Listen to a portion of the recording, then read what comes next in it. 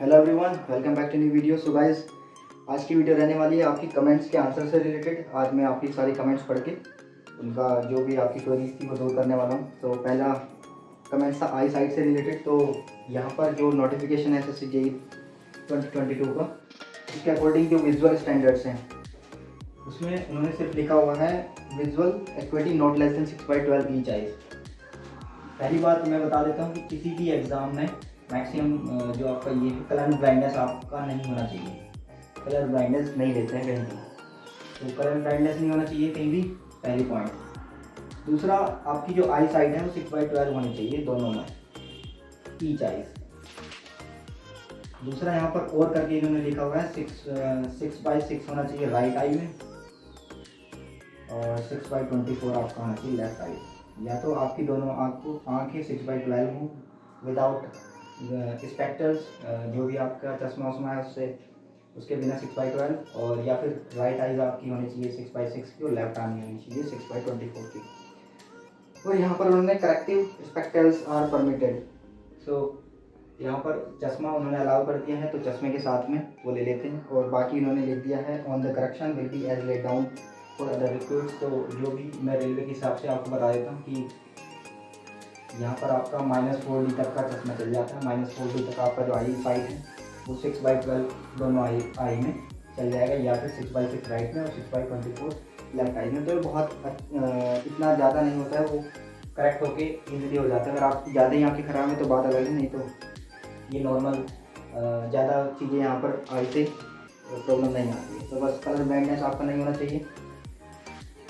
और यहाँ पर एक सर्जरी से रिलेटेड पॉइंट भी होता है। Any candidate who have recently undergone abdominal surgery, जैसे हर्निया है, मसल डिफेक्ट्स हैं, या फिर आपका नेफ्रोलिथोमोनी है, कोलिस्टेसिस है, कोलिस्टोमोमी है, तो ये are liable to be made unfit for 1 year as per the existing rules. तो यहाँ पर सर्जरी से रिलेटेड कुछ चीज़ें हैं।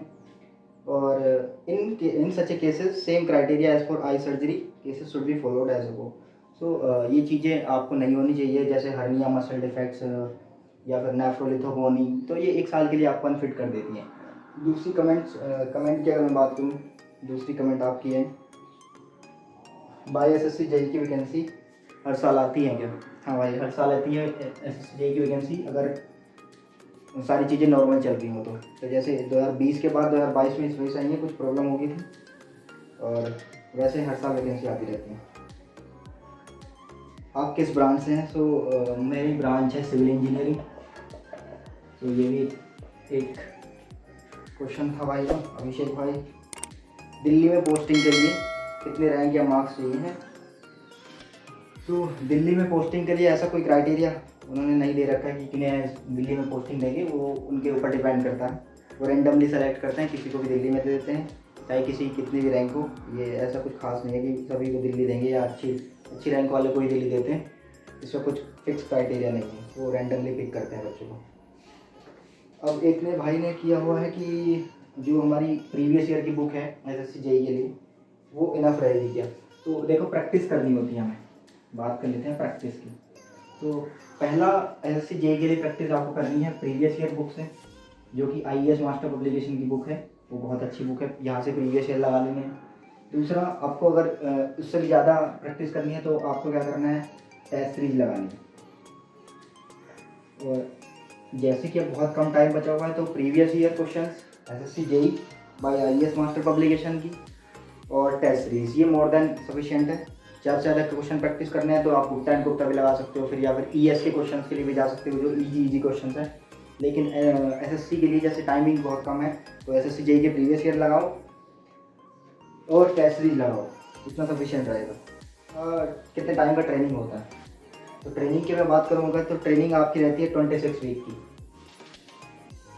इसमें 14 वीक्स का एक पीरियड और 12 वीक का एक पीरियड रहता है, ठीक है। तो 14 वीक आपकी फील्ड ट्रेनिंग और फिर क्लासरूम ट्रेनिंग होती है 12 वीक की। तो ये रहता है हमारा 26 वीक की, यानी कि लगभग 6 महीने की आपकी ट्रेनिंग होती है CPWD में। ये JEE MES कोलकाता बहुत ख़राब ऑर्डर मिलता है। ये ख़राब नहीं होगा, मतलब रिपेयरिंग या रेनोवेशन वर्क बहुत टाइम से नहीं हुआ होगा, तो इसलिए ऐसी कंडीशन हो रही होगी। सर टोटल क्वेश्चन अटेम्प्ट करने चाहिए या फिर जितने आते हैं उतने करने चाहिए? सो जैसे कि मैंने लास्ट वीडियो में कट ऑफ बताई थी, तो अगर मान लो आप इतने क्वेश्चन कर रहे हो कि आपकी कट ऑफ सारे क्वेश्चन सही होने पर भी क्लियर नहीं हो रही है, तो फिर क्वेश्चन पेपर अटैम्प्ट करने का कोई फ़ायदा ही नहीं है। तो आपको मैक्सिमम वैसे सही क्वेश्चन अटैम्प्ट करने होते हैं। एक्यूरेसी पे आपको वो बहुत फोकस करना है, टाइम मैनेजमेंट पे फोकस करना है। जैसे कि 200 मार्क्स के क्वेश्चंस आपके रहते हैं, 200 क्वेश्चंस, और ये रहता है आपका 2 आवर का पेपर। तो टाइम मैनेजमेंट पे आपको फोकस करके चलना है और एक्यूरेसी पे फोकस करके चलना है, लेकिन इतने भी कम क्वेश्चन नहीं करने हैं कि सारे क्वेश्चन सही होने पर भी आपकी कट ऑफ क्लियर ना हो। तो ये है कि जितने क्वेश्चन आप अटेम्प्ट कर सकते हो हाईएस्ट एक्यूरेसी के साथ, कट ऑफ का ध्यान में रखते, तो वो आपको करना है। एक भाई का कमेंट है, मैंने डिप्लोमा भी किया हुआ है और बीटेक भी किया हुआ है। तो ऐसा है कि अगर आपने फॉर्म भरते हुए डिप्लोमा के साथ साथ बीटेक भी उसमें फिल किया हुआ है तो आपको बेनिफिट मिलेगा। जैसे कि बीआरओ और एमईएस में क्या होता है, डिप्लोमा वालों के लिए 2 साल का मिनिमम एक्सपीरियंस चाहिए होता है। सो आपको बीटेक के बेसिस पे, जैसे बीटेक वालों को नहीं चाहिए होता है, तो वो आपको वहाँ फ़ायदा मिलेगा और आपको एक्सपीरियंस की ज़रूरत नहीं होगी अगर आपने बीटेक भी फिल किया हुआ है एग्ज़ाम फॉर्म में, एग्ज़ाम भरते हुए।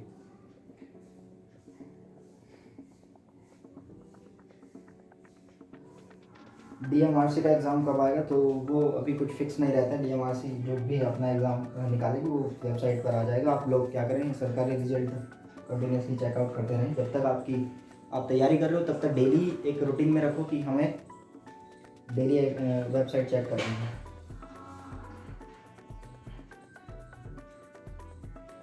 Sir SSC JE civil diploma में सीपीडब्ल्यूडी के स्टार्टिंग में तैयारी कैसे करें? सिलेबस और तैयारी से रिलेटेड मैंने बहुत वीडियोस पहले बनाई हुई हैं, तो आप वहां जाकर देख सकते हो।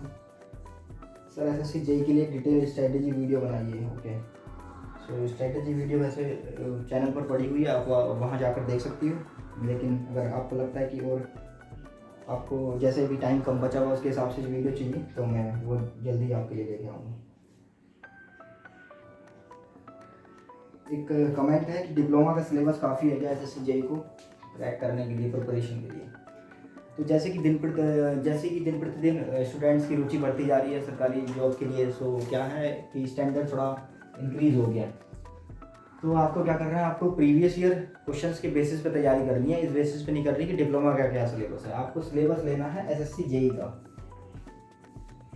एसएससी जेई के सिलेबस के अकॉर्डिंग आपको तैयारी करनी है, डिप्लोमा के सिलेबस के अकॉर्डिंग तैयारी नहीं करनी है। जो भी एसएससी जेई का सिलेबस है उसके बेसिस पे तैयारी स्टार्ट करनी है और प्रीवियस ईयर लगाने हैं एसएससी जेई के, उन बेसिस पे आपको क्वेश्चंस की प्रैक्टिस करनी है। सो इस तरीके से आप प्रैक्टिस कर सकते हो। सो आई होप कि आपकी जो भी क्वेरीज थी वो आज दूर हो गई होंगी। तो चलिए गाइस, मिलते हैं नेक्स्ट वीडियो में, और तब तक के लिए आप पढ़ते रहिए।